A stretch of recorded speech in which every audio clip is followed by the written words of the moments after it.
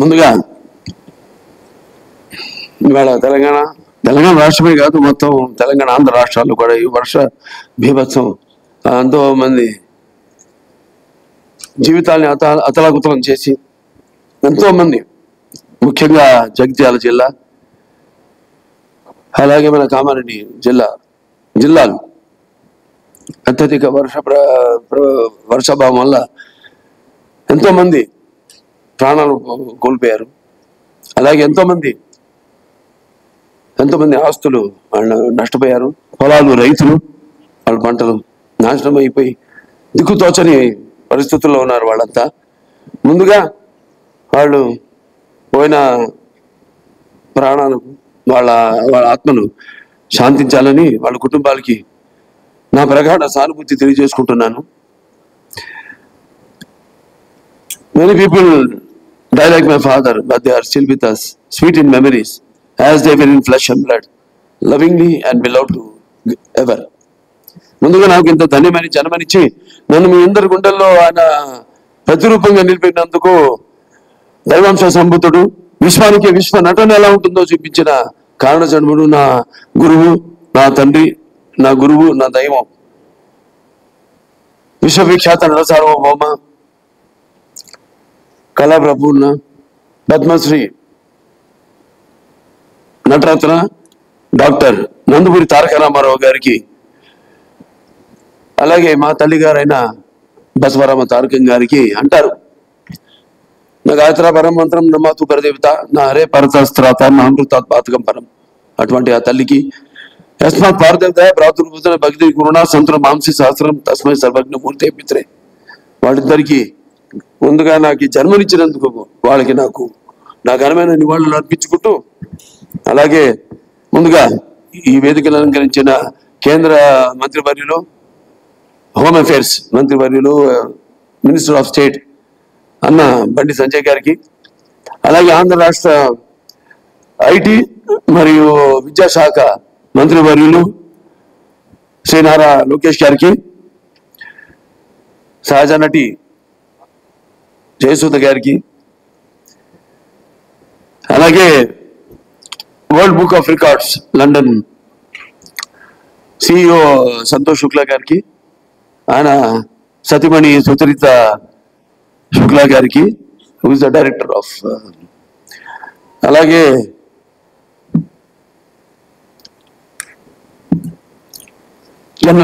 General secretary, joint secretary Iliyaz గారికి, అలాగే యూసఫ్ ఖాన్ గారికి,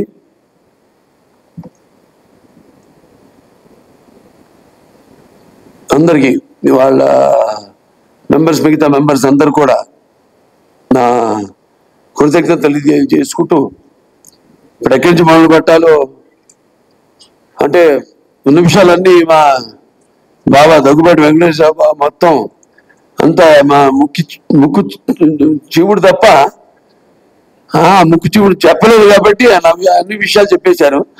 మిగతా ఇక్కడ ఇచ్చేసిన నా కుటుంబ సభ్యులంతా ఉన్నారు. నాకు ఒక కుటుంబం కాదు, చాలా పెద్ద కుటుంబం. అది నాన్నగారు వారసత్వంగా ఇచ్చింది. అలాగే అంటే ఇటు నాతో రక్తం పంచుకు పుట్టిన నా సోదరిమణులు అయితేనేమి, లేకపోతే నా హిందూపురం నియోజకవర్గ ప్రజలైతేనేమి, నా తెలంగాణ ఆంధ్ర రాష్ట్ర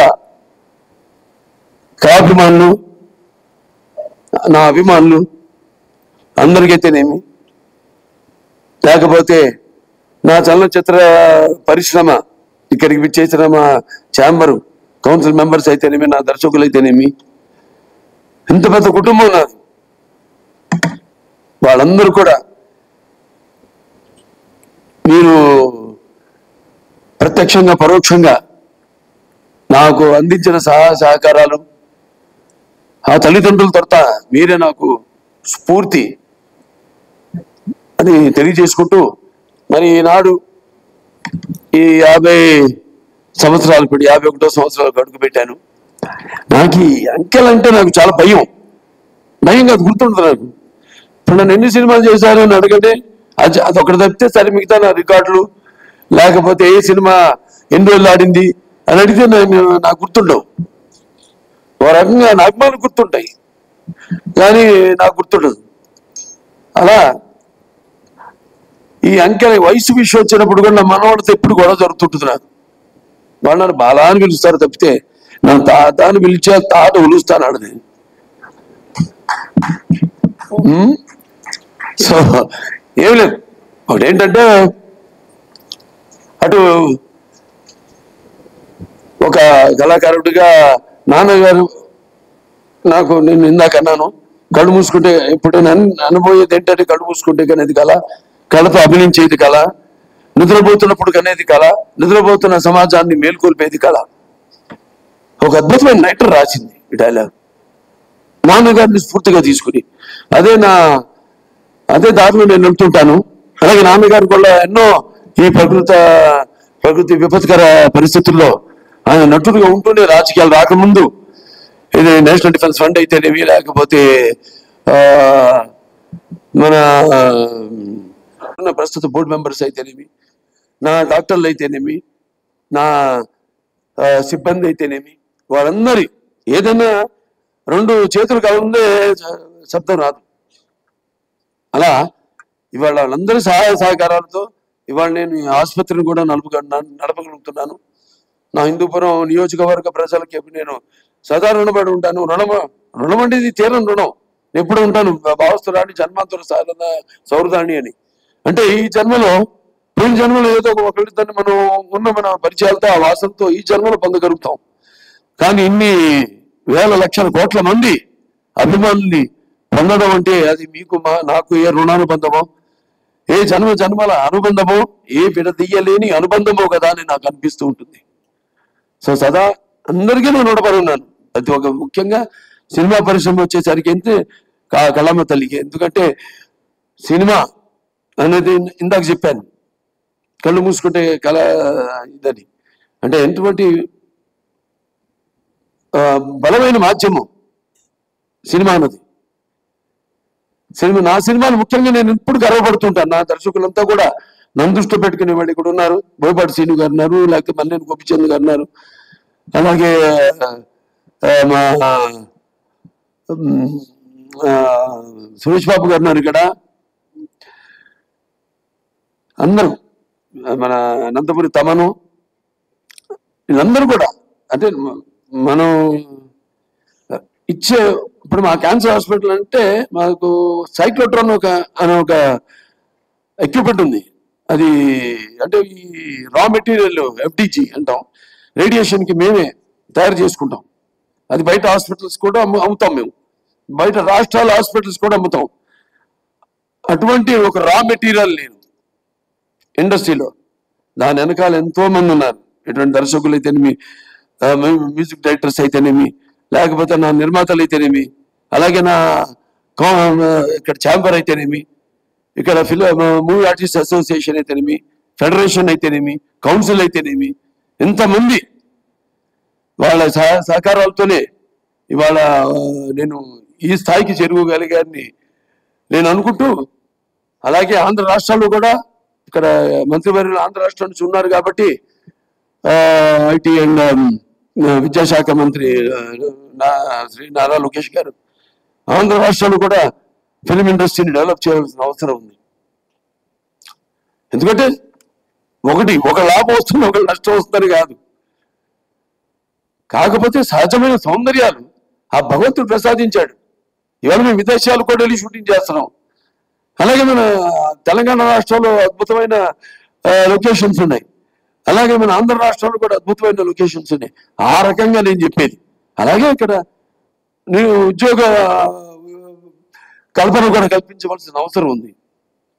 అలా నా దృష్టితో తప్పితే కళకు ఎప్పుడు అంటున్నాను, కళకి ఎప్పుడు ఒక భాషా భేదం కానీ, లేకపోతే కళకి ఎప్పుడు ఒక ఆడమగ తేడా కానీ, పండిత పామరాది పట్టు విడుపులు కానీ, ధనిక తారతమ్యాలు కానీ ఉండవు. సినిమానే.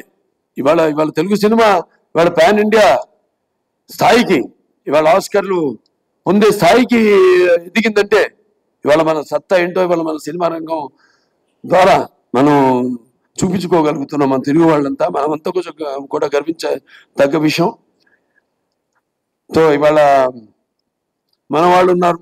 నేను మాట్లాడింది వారికి అంటే తెలుగులో మాట్లాడా కాబట్టి, ఎందుకంటే Telugu is called the Italian of the east. It is so like poetry. It is there's like that, so sweet. And so respected Santosh Shukla, today as I stand here receiving these messages, recognition from the World Book of Records UK, I am filled with deep humility to be included in the golden edition for recognition of 50 years as a hero in Indian cinema. This recognition is not merely a personal milestone. It is a journey I have been privileged to share with all of you. As I travel back in time, like in Aditya 369, I have done a scientific, this is the first SF film in India, scientific fiction film. It's called Aditya in 91. Yeah, then I was 31 years. No graphics and all this, no VFX. Now I'm going to do the sequel also. So in 1974, my grandson's favorite film. Hey, Bala, Haribir, Aditya, Devansh, Aditya 369. Okay, in 1974, the set of my very first film, Tata Makala, a 13-year-old naive boy trying to find his bearings. All I had was a strong work ethic and discipline instilled in me by my father, Padma Shri Dr. Nandamuni Taraka Ramarao Garu. Through him, I realized today how cinema transcends and goes beyond entertainment. It carries the weight of art, the duty of service, and the mantle of responsibility. Over the last 5 decades, I have lived 100 lives on screen. I have been a saint, a king, a warrior, a common man, a dreamer, and a fighter. I have been privileged to act in 110 films across a wide spectrum of genres, from mythological epics like Sri Ramarajyam to historical dramas such as Gautamiputra Shatakarni, to folklore movies like Bhairavadipam, to science fiction like, as I said, Aditya 369, to social entertainers like Mangamagar Manavadu, Mudra Mamaya, and powerful mass films including Simha, Legend, and Veerasimha Reddy, Bhagwant Kesari, Daku Maharaj. With every role came responsibility, and with every film, a new chapter in my journey of growth. This recognition today is not about numbers, whether it is 50 years or 110 films. It's about the bond built with millions of people over time. It is about carrying forward the rich heritage of Telugu cinema. It's about contributing to Indian cinema as a whole, inspired by the love of fine arts, inspired by the love for fine arts, language, and culture that I inherited from my father. I have always sought to make cinema not only a celebration of tradition but also a channel for spreading social messages. The recognition I received through cinema has given me the strength to serve beyond the art lights. It extended my opportunity to serve as a 3-time MLA of the Hindupur constituency of the state of Andhra Pradesh, as chairman of Basavatarakam Indo-American Cancer Hospital and Research Institute.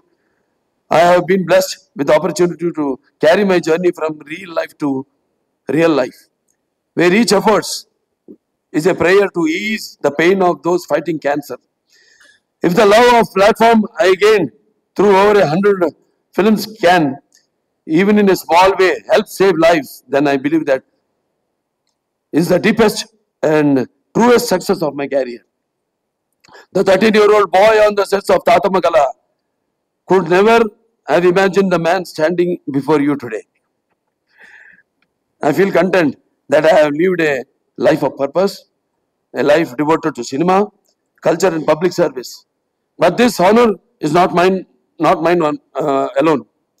So, like I said, it belongs to everybody.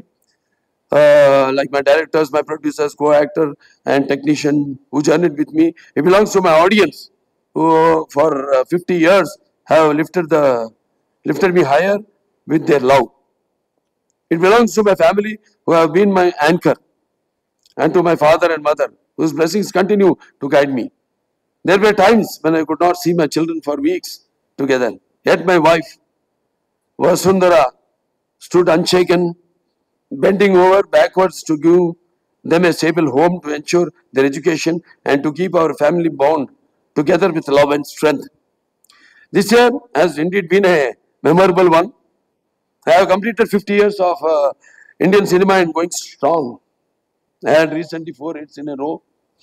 Akhanda, Veerasimha Reddy, Nelagonda Bhagwant Kesari, and the recent Daku Maharaj.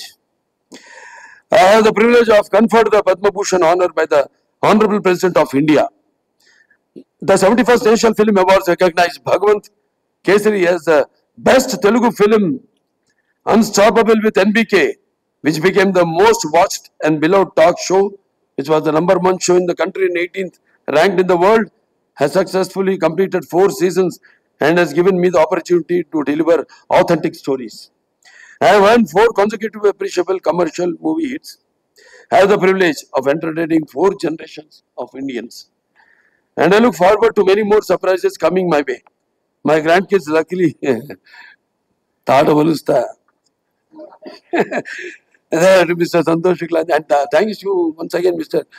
Bandi Sanjay Garu for the service we are doing for the cancer patients and for helping us in the FCR issue.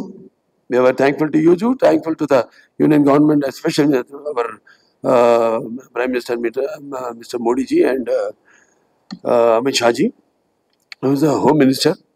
And I also thank my brothers, elder brothers, Mr. Amitabh ji and Rajinikanth ji, who have sent their blessings and their to my fans more than anyone else, because they give life to me. They are like that, hardcore fans. So this honor is all theirs. So their love has given me my identity, my career and my strength. They are my truest legacy. With deep humility, I accept this recognition. I am blessed to continue serving cinema and society with the same passion in the years to come. So once again, thank you all very much, and thank you to Shreyas Media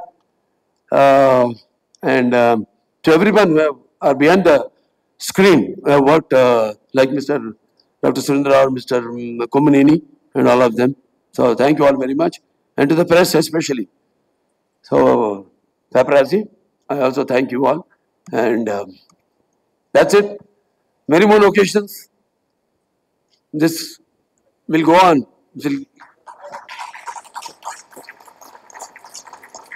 So we will meet often. We will celebrate such occasions. That's what I can pledge to you. Thank you very much. Jai Hind.